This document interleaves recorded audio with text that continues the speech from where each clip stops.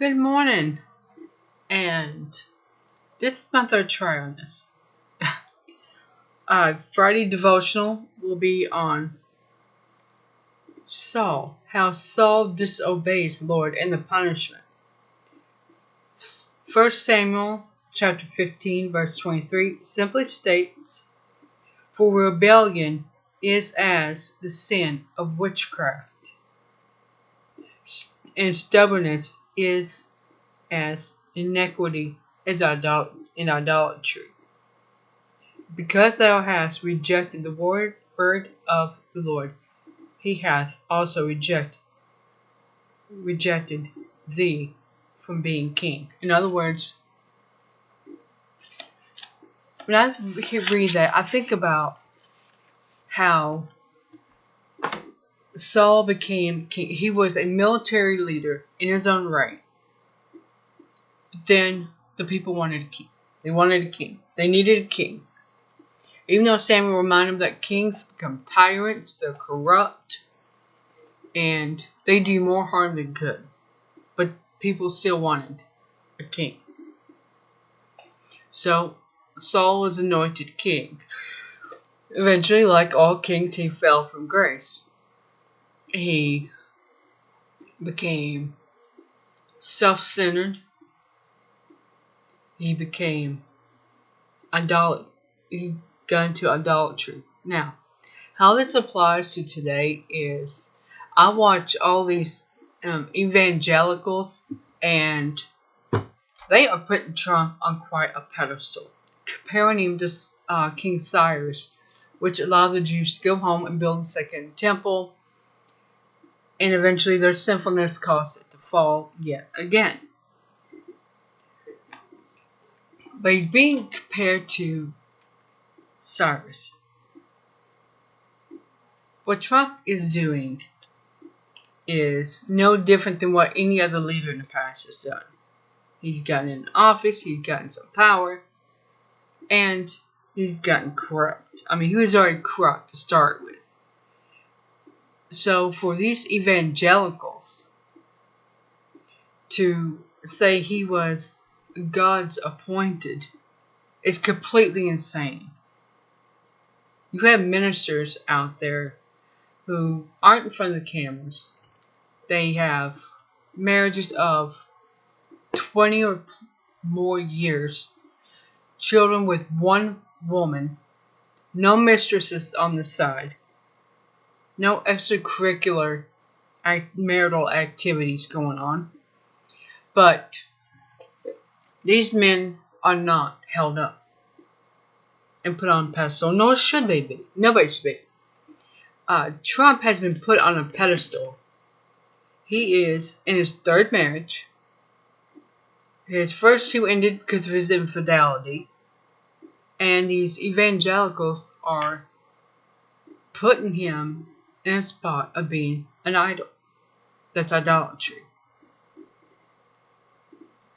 They are rebelling against that commandment. One of the 10 commandments is, "Thou shalt not commit idolatry." They are breaching that. Seriously breaching that. I do not have a crucifix or a cross in my home. I do not have a picture of Christ in my home. You're supposed to have him in your heart and your mind, not on your walls, part of your decor.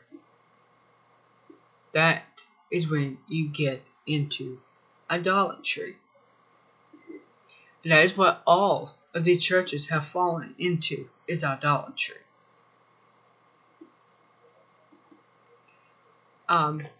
We see this everywhere.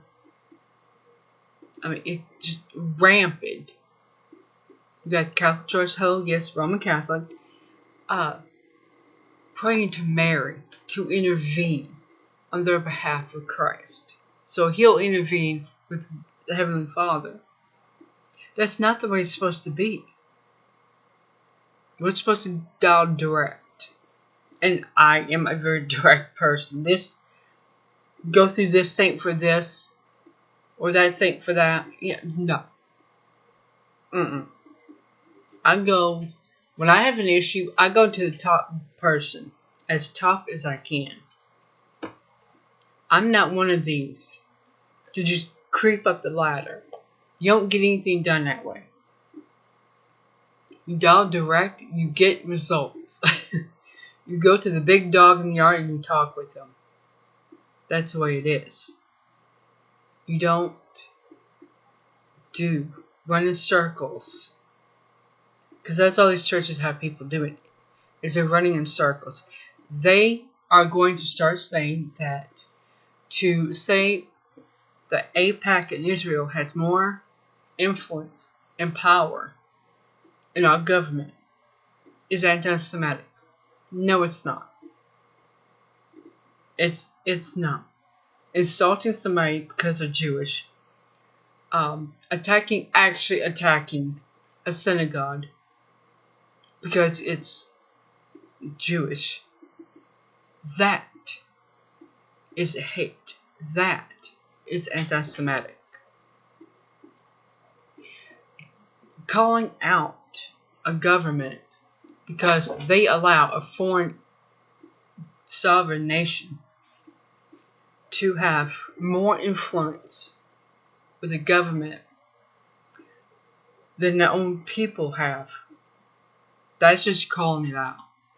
You know, that's just calling the corruption what it is. Corruption. So, rebellion is no different than witchcraft. Inequity and idolatry are just as bad.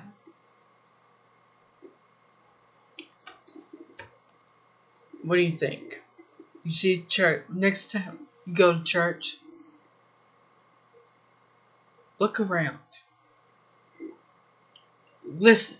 I mean, really tune in to what is being said. I'll see you next week.